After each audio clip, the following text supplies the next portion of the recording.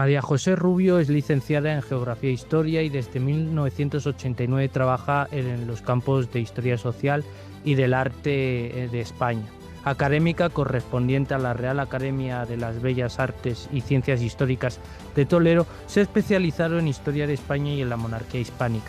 En 1993 recibió el Premio Campomanes, otorgado por la Real Sociedad Económica Matritense por su investigación sobre la historia de Madrid, y ha colaborado con la Real Academia de Historia en su monumental Diccionario Biográfico Español. Su obra, el ensayo, la biografía y la novela. Su obra abarca el ensayo, la biografía y la novela histórica. Entre sus títulos más destacados se encuentran La Chata, la infanta Isabel de Borbón y la corona de España, o dos entregas de Reinas de España. También El cerrajero del rey, su primera novela histórica con la que ganó el premio de Ciudad de Cartagena.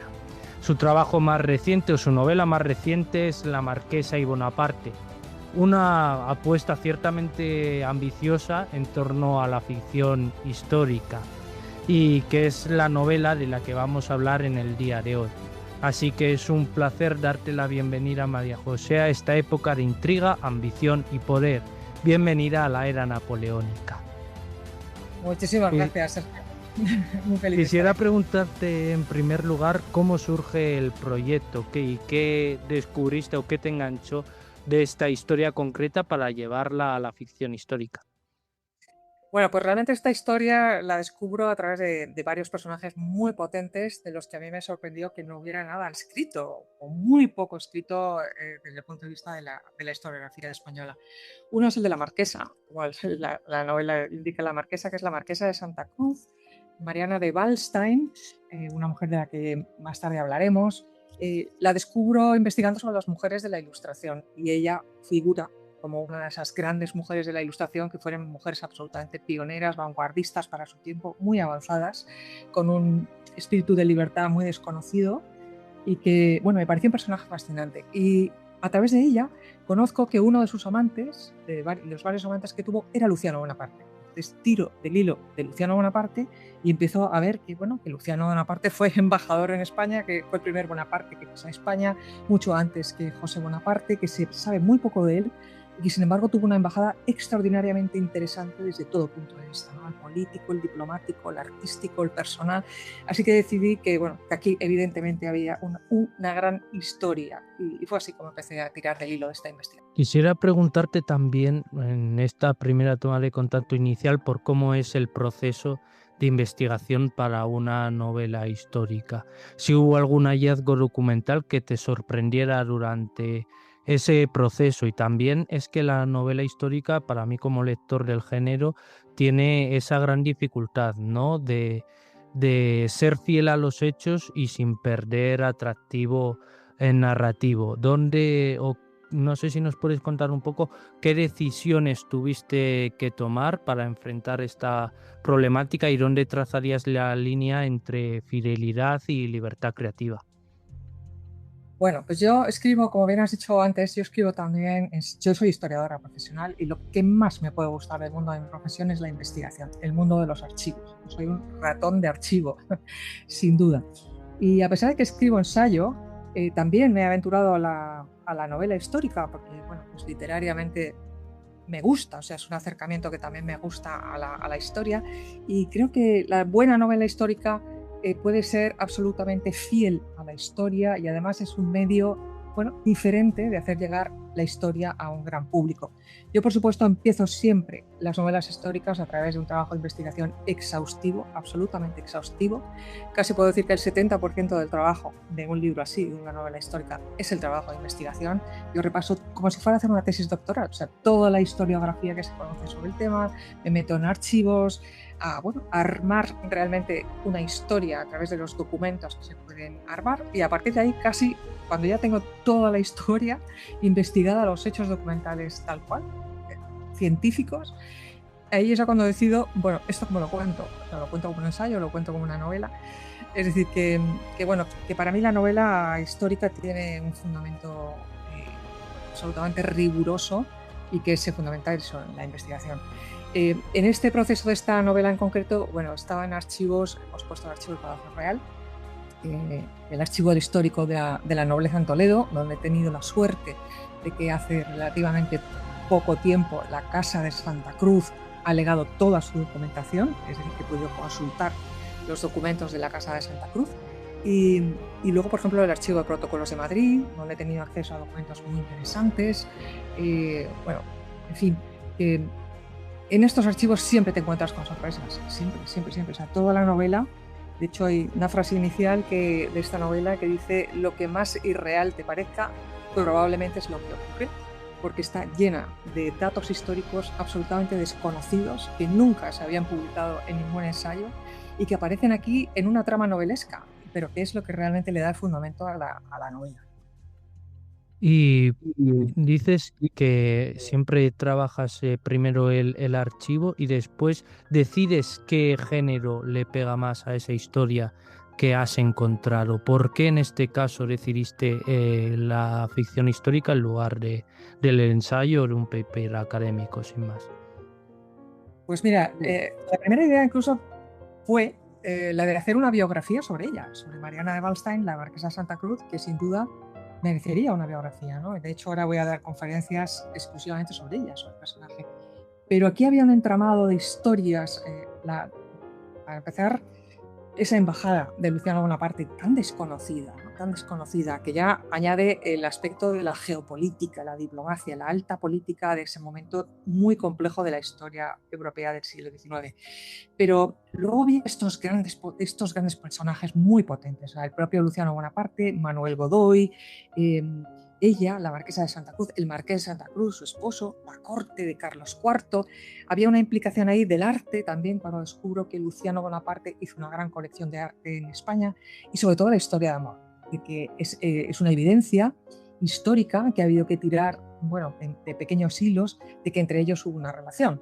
Y entonces ahí me parecía que influía bueno, un factor humano muy interesante, ¿no? El que toda esta novela o toda esta historia de alta política estuviera también bañada de una relación amorosa muy compleja, muy interesante, casi de película, ¿no? Pues me parecía que este factor humano podía dar lugar a una gran novela histórica. Ujú. Sí. Decías que Luciano Bonaparte es el gran desconocido, sin duda uno de los grandes desconocidos. Luciano llega a Madrid en 1800, en diciembre de 1800, como embajador de su hermano. ¿Cómo era el hombre que nos encontramos al llegar a España? Bueno, pues Luciano Bonaparte es muy interesante, es un personaje dentro de los hermanos Bonaparte muy interesante. Bueno, él nace en Ajaccio, en Córcega, igual que el resto de los hermanos, y al principio estuvo incluso metido en un seminario para ser sacerdote. Y luego, bueno, pues realmente demostró que no tenía vocación sacerdotal y hace una carrera un poquito más modesta, como de funcionario público, un poco a la sombra de sus hermanos mayores, de José Bonaparte, que era el mayor, y Napoleón, que era el segundo, ¿no? Pero luego él da el salto a la política, digamos que se suma al partido jacobino y empieza a hacer carrera política. Y es ahí, bueno, cuando asciende realmente a ser un diputado jacobino en el Consejo de los 500 y más tarde llega a ser presidente del Consejo de los 500. Luciano Bonaparte, de todos ellos, es el hermano más intelectual, es un filósofo, le gusta la filosofía, escribió, bueno, Napoleón también escribió muchas cosas, pero escribió novela, era un intelectual, ¿no? Un orador, tenía una gran capacidad de oratoria, por eso fue un gran diputado. Y luego fue, bueno, desde el punto de vista político muy importante, porque gracias a ser él el presidente del Consejo de los 500, fue lo que posibilitó a Napoleón Bonaparte dar el golpe de Estado, el golpe de Brumario, y realmente convertirse en primer cónsul. Entonces, él surge a la sombra de de Napoleón, pero realmente ha sido el pilar de la carrera política de Napoleón. Y bueno, él llega a España porque Napoleón lo ha nombrado embajador para, bueno, una misión importante, y también lo que se ve en Luciano es el deseo de ser un personaje por sí mismo, es decir, de no estar siempre a la sombra de su hermano, de no tener que obedecer constantemente a su hermano Napoleón, y bueno, pues ser un personaje que brille como político, como diplomático por sí mismo, ¿no? Entonces, ese es el Luciano el que aterriza en España, ¿no? Una misión política importante y cuestiones personales también, pues ahí, bueno, pues por dirimir, ¿no?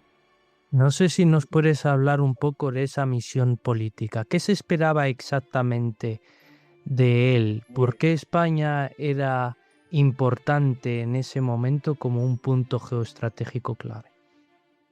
Bueno, lo importante es entender que Napoleón está sobre todo en guerra contra Inglaterra. Es el principal enemigo de Francia, Inglaterra. Y Napoleón quiere vencer a Inglaterra en el mar, en la economía, por donde pueda, ¿no? Y para ello necesita sí o sí la alianza de España, ¿no? Necesita los barcos de España para dominar el Mediterráneo, necesita el dinero que él cree que España tiene, vamos a encontrar que no, España no tiene tanto dinero, necesita sobre todo el que España declare la guerra a Portugal, invada Portugal, porque Portugal es el enemigo, perdón, el aliado natural de Inglaterra, y Francia lo que quiere es que Portugal cierre sus puertos en el Atlántico a los barcos ingleses. Y por lo tanto necesitan que España, como país fronterizo a Portugal, declare la guerra a Portugal, invada Portugal, obligando a Portugal a cerrar esos puertos. Eso es a lo que viene básicamente Luciano Bonaparte, afianzar la alianza de España con Francia y a tratar de conseguir todo eso, ¿no? Los barcos, el dinero, la firma de una serie de tratados geopolíticos que reorganizan todo el norte de Italia y sobre todo a que España declare la guerra a Portugal. Eso es a lo que viene Luciano Bonaparte. Y por otro lado tenemos al otro gran personaje central que, como decías, era Mariana de Wolstein, la marquesa de Santa Cruz, un origen bohemio, una familia importante y una figura fascinante, no solo por su papel en la nobleza castellana o española, sino también por cómo era de carácter y por sus aficiones y digamos su carrera también profesional, tanto como mecenas como pintora. ¿Quién era realmente esta mujer? Pues esta mujer es una de las mujeres más fascinantes de la España de finales del siglo XVIII, de esa ilustración. Nacida en Viena, en una familia de la más alta aristocracia austríaca, Waldstein y Liechtenstein, una familia excéntrica, muy artística. De hecho, sus hermanos, pues hay uno que fue promotor de Beethoven, de hecho hay una sonata Waldstein por Beethoven, y otro de sus hermanos tuvo como bibliotecario a Giacomo Casanova, famoso Casanova. Es decir, que es una familia bohemia y excéntrica. Y ella se casa con el marqués de Santa Cruz cuando ella tiene 18 años, el marqués de Santa Cruz tiene 48 años, ya viudo, es decir, tiene 30 años más que ella. Se casan en Viena porque el marqués de Santa Cruz, un hombre ilustrado, se había ido a hacer un viaje por Europa a conocer a los enciclopedistas y recala en Viena y la conoce a ella y se enamora profundamente. Entonces viene a Madrid muy joven, con 18 años, y trata de asimilarse a esa corte española del siglo XVIII, la corte de Carlos IV, donde no deja de ser nunca un personaje absolutamente singular, ¿no? Una pionera de muchísimas cosas. Primero porque se apunta a esta moda del cortejo, la de tener amantes, que entonces era un signo de buen gusto. La reina María Luisa los tenía, la duquesa de Alba los tenía, y María de Waldstein tuvo pues amantes muy singulares, como fue William Beckford, un escritor inglés que es el fundador de la novela gótica, que pasó por Madrid y tuvo una relación absolutamente explosiva con ella, pero después tuvo una relación con dos embajadores franceses, con Ferdinand Guillemarret y con Luciano Bonaparte, lo cual nos da a entender también un cierto interés político, porque ¿qué pinta una marquesa esposa del mayordomo mayor de Palacio? Porque el marqués de Santa Cruz, su esposo, era el mayordomo mayor de Palacio, de Carlos III y Carlos IV. ¿Qué pinta ella teniendo una relaciones amorosas con embajadores de Francia? Embajadores regicidas que habían votado a favor de la guillotina a Luis XVI. Es decir, que aquí hay un componente también muy complejo en ella, probablemente político y probablemente de espionaje, que la convierte en una mujer extraordinaria. Pero es que además era pintora.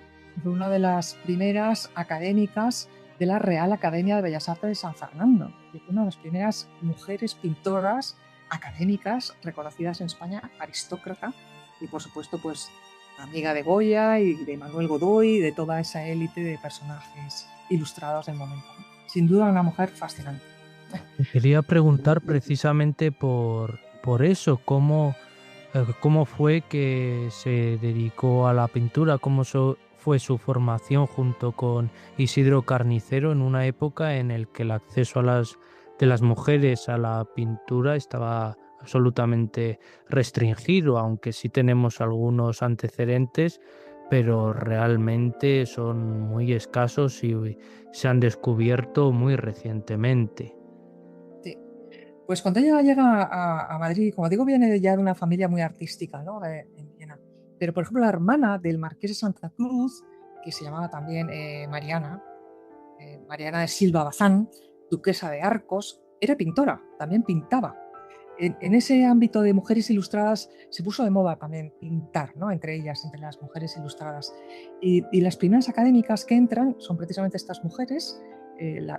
La familia Montijo también hubo alguna pintora. Estas aristócratas con alguna inquietud artística entran en la academia junto a las hijas también de, pues, de los grandes arquitectos del Palacio Real, es decir, con esas hijas de grandes artistas que estaban en España que también entran en la academia.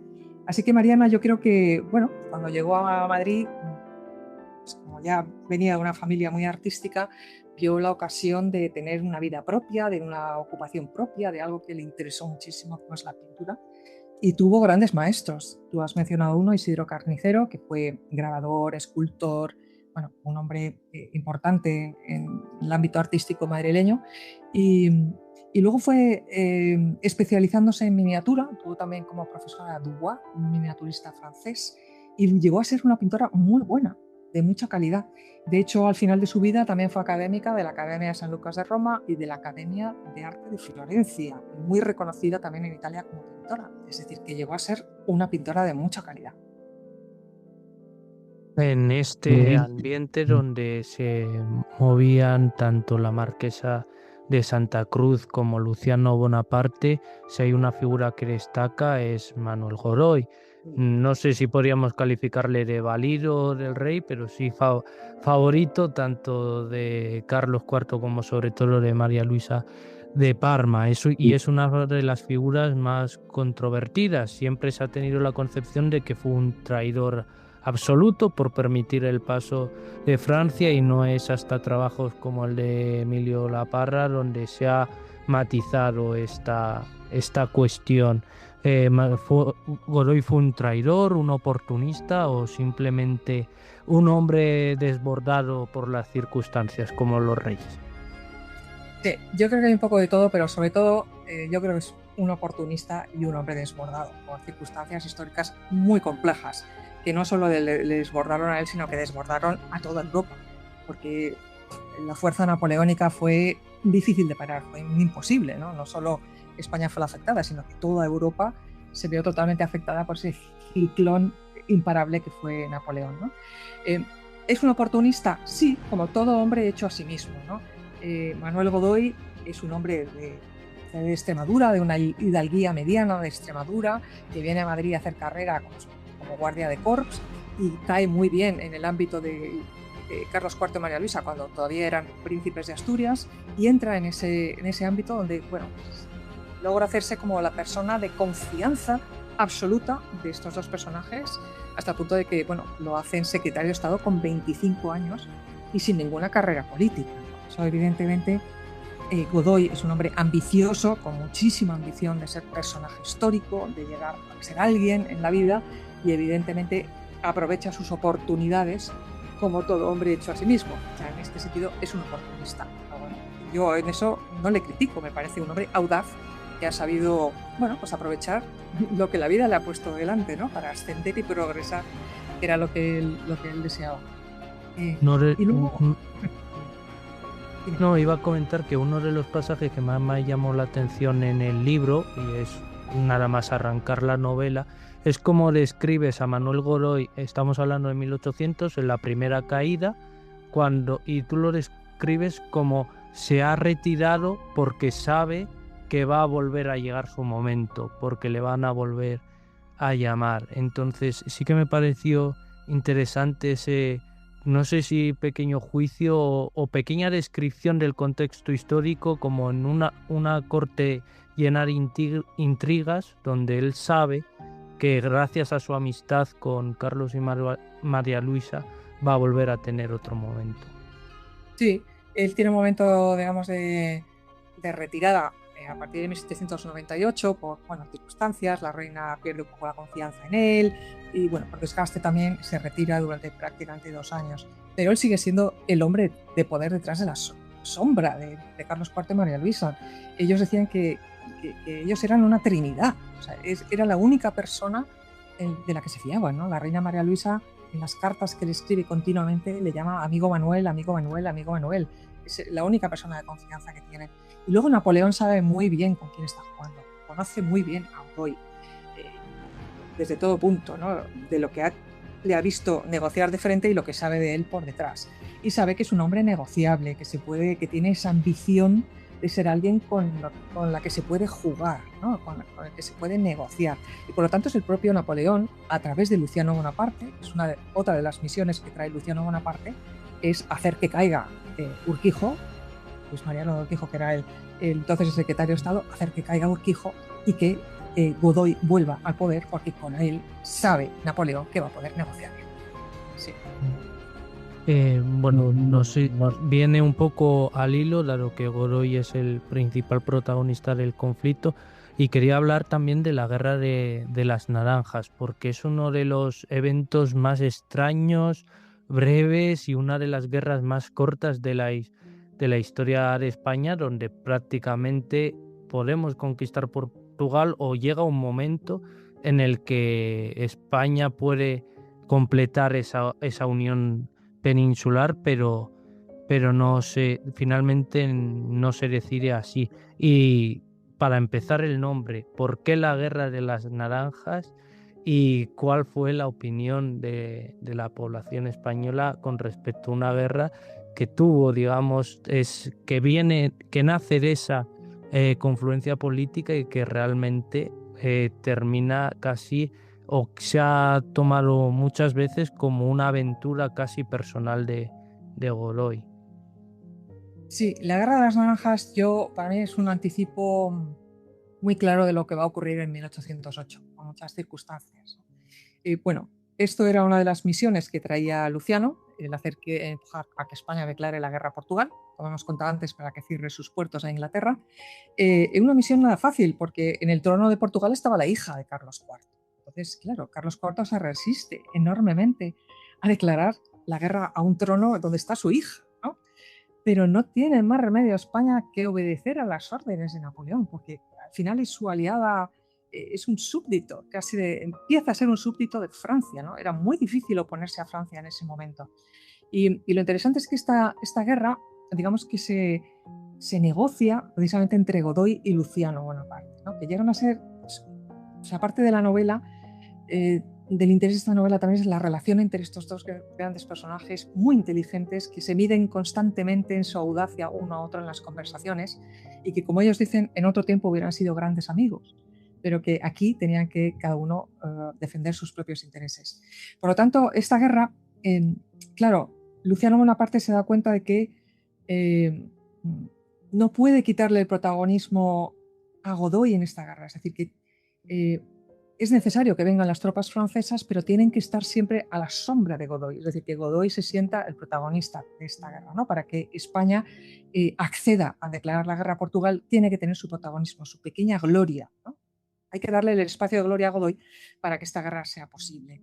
Y lo interesante es que, bueno, vamos a ir por partes. El nombre de la guerra. Y luego me entro en más. Perdón, que la pregunta también Sí, abarcaba demasiado, pero también abarcado. es algo, Vale, es un antes de evento muy interesante, la verdad. Vale. La Guerra de las Naranjas se llama así simplemente porque cuando las tropas españolas traspasan la frontera portuguesa y conquistan el Bas y Olivenza, los soldados españoles arrancan de un jardín portugués un ramo de naranjas. Me parece que es en el Bas donde lo hacen. Y Godoy manda este ramo de naranjas a la reina María Luisa a Madrid para demostrarle que ya habían conquistado el Bas y que, bueno, que la guerra estaba siendo un éxito, o que había sido ya un éxito, porque prácticamente Portugal se rinde al primer minuto. Y ese ramo de naranjas le llega a la reina como demostración de hemos entrado en el Bas y estas naranjas son portuguesas, ¿no? Y por eso la guerra toma este nombre un poquito como de chufla, ¿no? Porque es que parece otra guerra de otro continente, pero simplemente es por eso, ¿no? Por ese ramo de naranjas que se arrancó de un jardín del Bas demostrando que habían ganado una guerra. Y, y bueno, realmente fue una guerra un poquito de chufla porque Portugal, por supuesto, se rindió a la primera de cambio. no quería, Portugal no tenía ejército suficiente ni ayuda suficiente de Inglaterra para oponerse a una invasión francesa, y Portugal negocia muy rápidamente, probablemente ahí es donde entra la parte de soborno, que yo también cuento en la novela, negocia muy rápidamente con Luciano Bonaparte y con Godoy en Badajoz para detener la guerra y firmar de inmediato un tratado de paz que se firma en falso, porque no se había invadido Portugal, las condiciones del tratado fueron muy blandas. Luciano empatizó en gran parte con todo el problema y se dejó convencer, probablemente por un soborno, en detener la guerra. Y esto es, por un lado, lo que lleva a Godoy a sentirse un gran general, de hecho, de aquí va a obtener el título de generalísimo, y sin embargo a Napoleón a enfadarse muchísimo con la embajada de su hermano, porque le llegan la sospecha de los sobornos y porque ve que han cerrado en falso una guerra que no va a servir de nada. Y esto le cuesta además la carrera política a Luciano Bonaparte, que es el único de los Bonaparte que no va a llegar a ser rey, precisamente como castigo por esta acción. De hecho, el propio nombre de la guerra y el evento que has contado, cómo se le entrega a María Luisa ese ramo de naranjas, es un poco o se ha tomado como una pequeña demostración de la relación tan especial que tenían María Luisa con Godoy. ¿Hasta qué punto se ha juzgado a la reina María Luisa de Parma como, digamos, una reina más entrometida o digamos, una reina con muy mala prensa en España? Se la tiene como que cedió el poder ante un amante, como pudiera ser Godoy, aunque no hay pruebas de que tuvieran esa relación. Más preocupada de sus propios amantes, dado los múltiples embarazos que tuvo, etcétera, que una persona preocupada por el desarrollo del país, ¿no? ¿Hasta qué punto se la ha juzgado como tal? Bueno, María Luisa sí que merece, digamos, otra revisión historiográfica, de hecho se está haciendo, ¿no?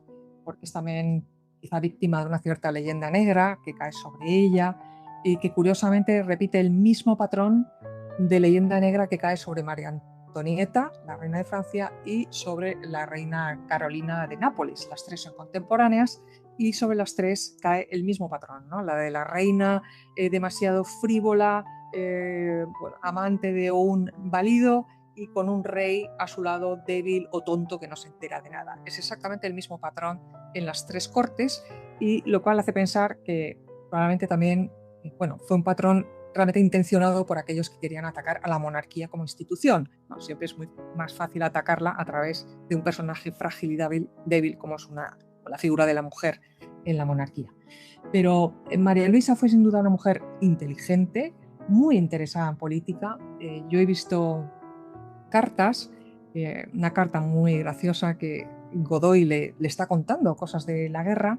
Entonces María Luisa escribía casi a diario a Godoy, le responde, bueno, el rey está durmiendo la siesta, pero yo te contesto, ¿no? Entonces está perfectamente reflejando lo que pasaba en esa corte. Carlos IV era un hombre bueno, pero no había heredado una pasión política como podía ser la de Carlos III, era un rey que salía de caza a diario, bueno, con otros intereses, pero no exactamente el de la pasión política. Y María Luisa, en cambio, sí tiene mucho interés político. Cosa que en determinados momentos se ha criticado de las reinas, pero ¿por qué va a ser criticable? Si es una reina que está en un trono y tiene interés político, ¿por qué no va a incidir en la política, ¿no? Entonces, bueno, en un determinado momento se le critica por eso, pero a mí me parece que, bueno, una mujer interesada en la política, ¿por qué no? ¿No? El hecho de que tuviera esta confianza casi excesiva, bueno, pues dio lugar a muchas críticas y evidentemente, pues, sospechas nunca confirmadas, por supuesto, historiográficamente, de que hubiera una relación personal. Ya sabemos que la embajadora de Inglaterra, Lady Holland, dijo que el pequeño de los hijos, el infante Francisco de Paula, tenía un parecido indecente a Godoy, ¿no? Pero bueno, eso no es demostrable, ¿no? Desde el punto de vista historiográfico. Entonces, bueno, no deja de ser un personaje muy interesante, siempre con muchas capas, y por supuesto que da lugar no solo a su historia, sino a su revisión historiográfica también, ¿no? Otro de los aspectos más fascinantes de la novela es cómo tratas el tema del arte, que se nota que es una de tus grandes pasiones. En primer lugar, me gustaría preguntarte por el Palacete del Retiro, que se utilizaba como almacén, al que estaba al cargo el padre de Pepita Tudó, y cómo describes la dejadez de los cuadros que prácticamente levantan un marco lleno de polvo desvencijado y dices, anda, es un Rubens, o anda, es un Velázquez, ¿no?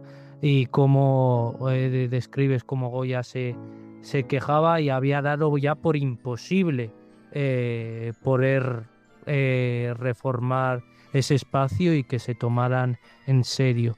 No sé si nos puedes contar cómo era este almacén del Retiro, cómo se almacenaba el arte, cómo se despertaba la preocupación por la restauración en Sí. este Mira, entorno. justo esta parte del arte es bueno, uno de los pilares de la novela.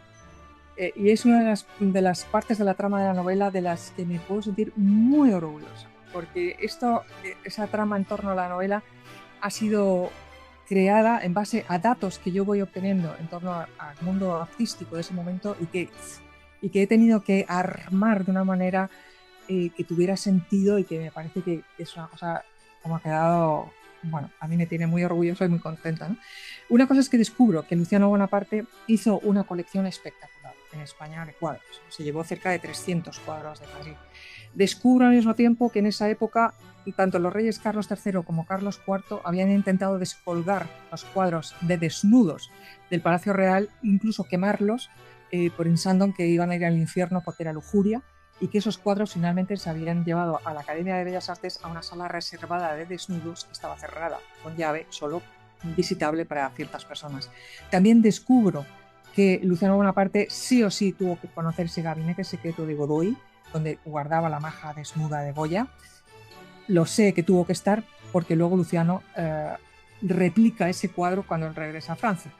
Y también descubro todo un inventario de cuadros que había en ese momento arrumbados en los sótanos del Palacio del Buen Retiro, de los cuales era en gran parte responsable de guardar Goya, porque Goya era pintor de cámara. Entonces, con todos estos elementos, yo armo una trama fascinante que da explicación a ese descubrimiento que Luciano Bonaparte hace del arte, le entra el gusanillo de ser coleccionista y cómo él entra en esos sótanos del Buen Retiro, porque él recibió más de 20 cuadros también como regalo de la corona por su acción diplomática, es decir, que se llevó muchísimos cuadros. Entonces, una de las escenas que tú estás contando es precisamente cuando entran en esos sótanos, que yo imagino que debe ser así, porque además descubro que es otro de los descubrimientos, que el padre de Pepita Tudó, el amante de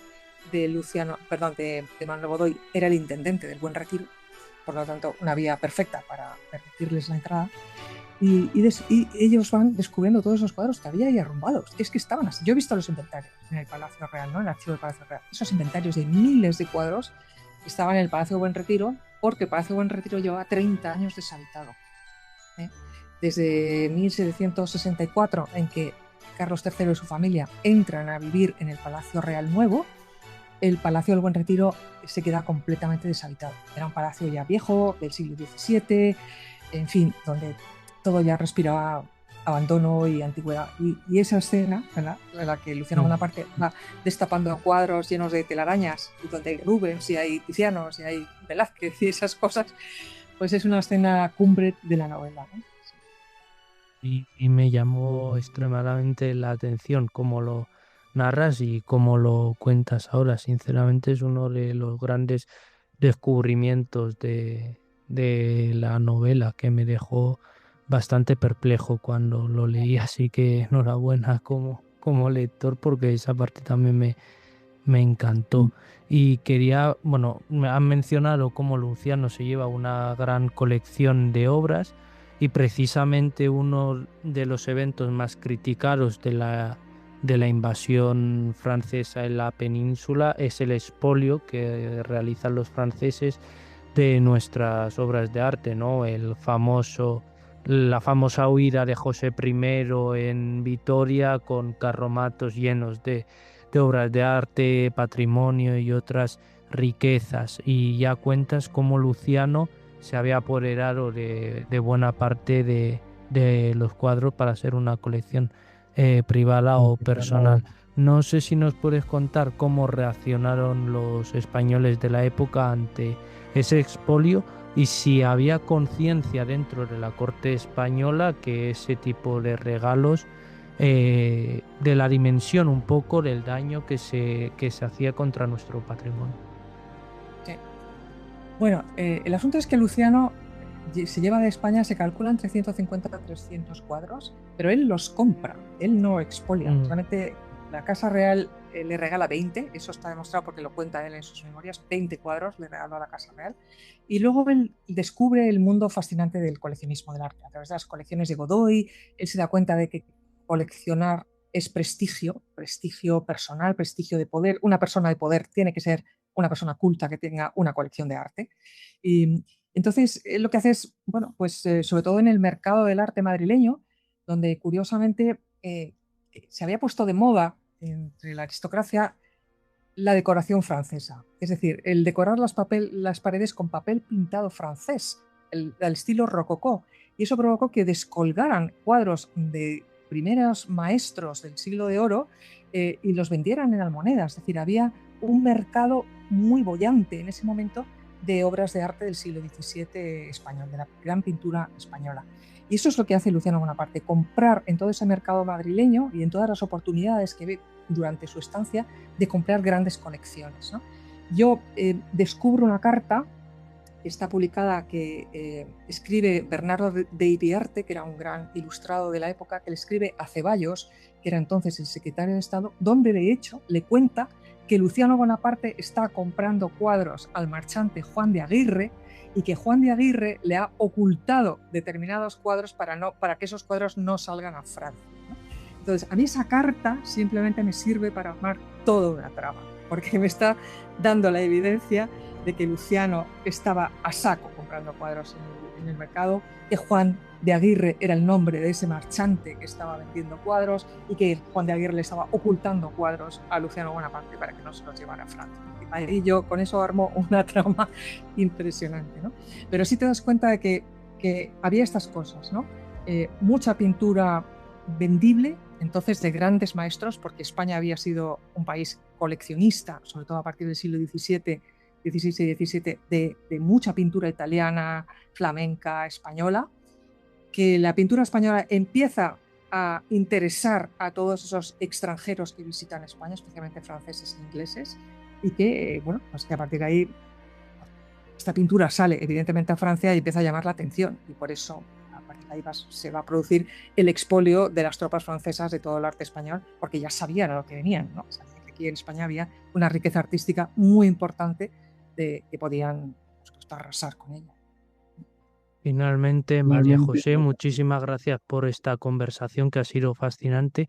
Al final, La Marquesa y Bonaparte, tu novela, acaba con una historia de amor imposible en una España en vísperas de un cataclismo absoluto.